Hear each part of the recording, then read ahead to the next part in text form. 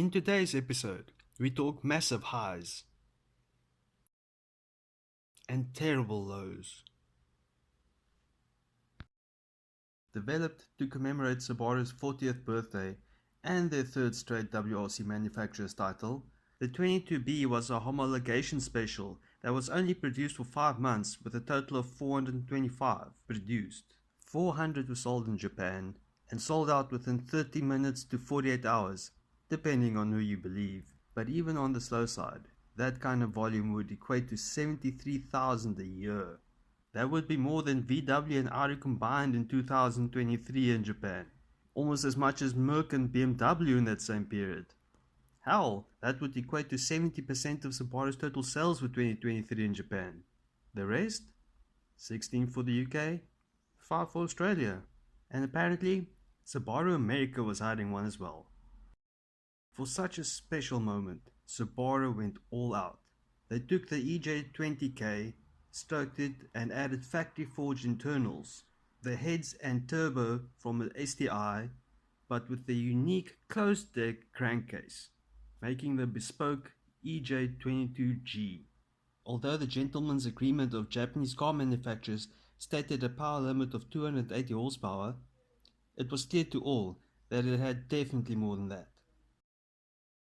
This was shoved into a wide-body coupe, given a fender-flared wide-body, inspired by Peter Stevens' designed WRC car, widening it by 80mm, and slapping a unique color of WR blue on it.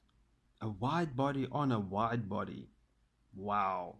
As a purpose-built homologation special, it was shaped with the 97 WRC regulations in mind, with unique hood and fenders, WRC-inspired front bumper, unique adjustable rear wing, wider, lower and larger rear spoiler, bespoke 17-inch wheels, additional vents on the hood, a functional hood scoop with water sprays for the intercooler. It has Eibach springs and Bilstein shocks, a sintered twin clutch, ceramic discs, and with a curb weight of just under 1.3 ton meant it punched far above its class, and with its quick steering and all-wheel drive meant it devoured pricier rivals in the mountain passes. There's debate about its name. It's a 2.2 litre and a legacy spec B, repping Bilstein. However, B is Subaru's internal designation for turbo, and 22B is hex for 555.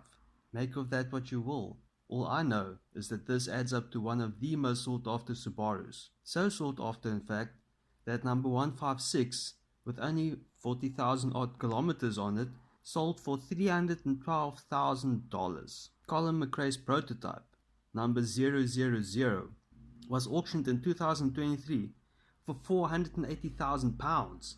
That's about the same price as a Rolls-Royce Phantom, more than the latest DBS 770 Ultimate, more than the Ferrari 812 GTS. £480,000? As a Subaru fanboy, wouldn't even think twice. And we're pretty clean off the line.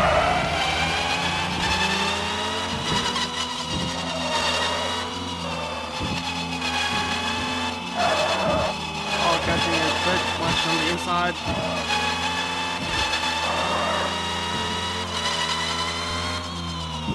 Oh, a bit heavy on the braking there.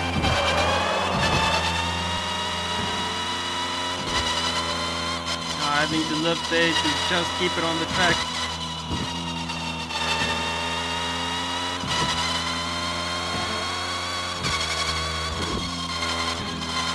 Lifting just a little bit. Braking hard for this left. Oh, really messing it up there.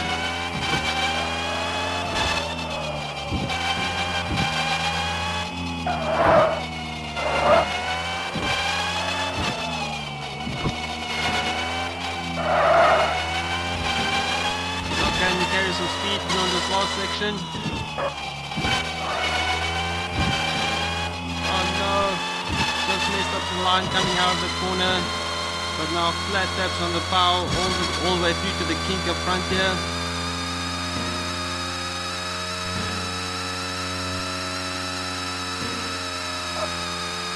And across the line. The Mercedes-Benz CLR.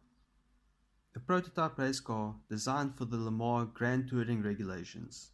the third iteration of their 90s sports car, succeeding the CLK LM and the legendary CLK GTR before that. And just like them, it only retained a few elements from the road cars, including the V8 loosely based on the M119, the front fascia, headlamps and grille of the CL class.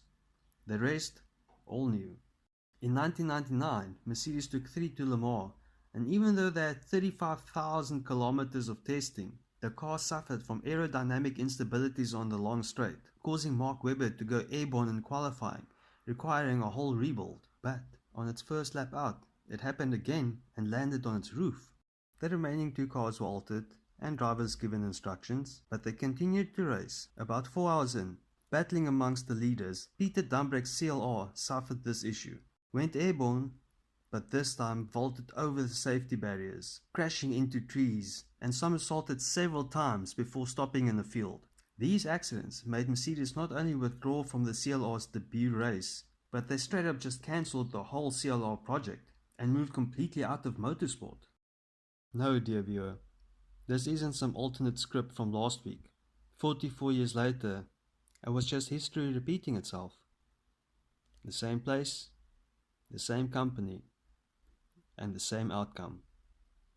New track layout, new car regulations, and Mercedes leaving motorsport forever.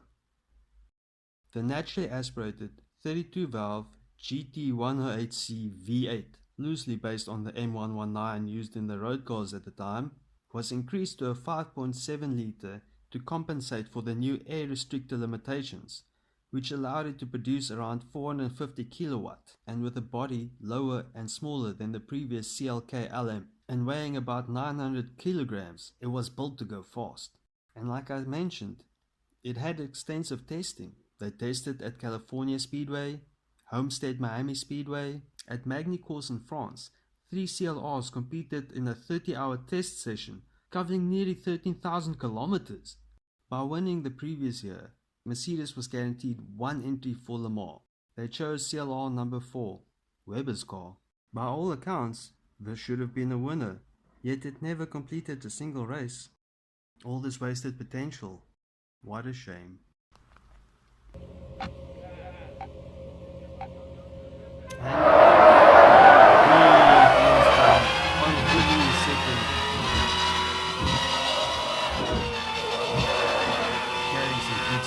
This section, very sliding from here.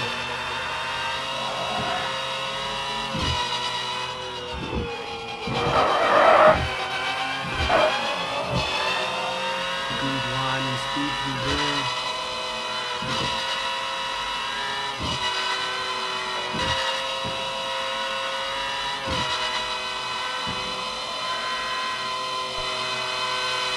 Solid speed into here with no lift.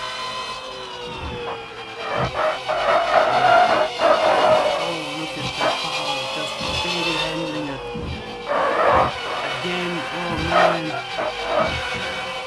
Wow, this car is so beefy. Man, wow. Now can you connect up this back section nicely? That was decent. Oh, no wheel spin.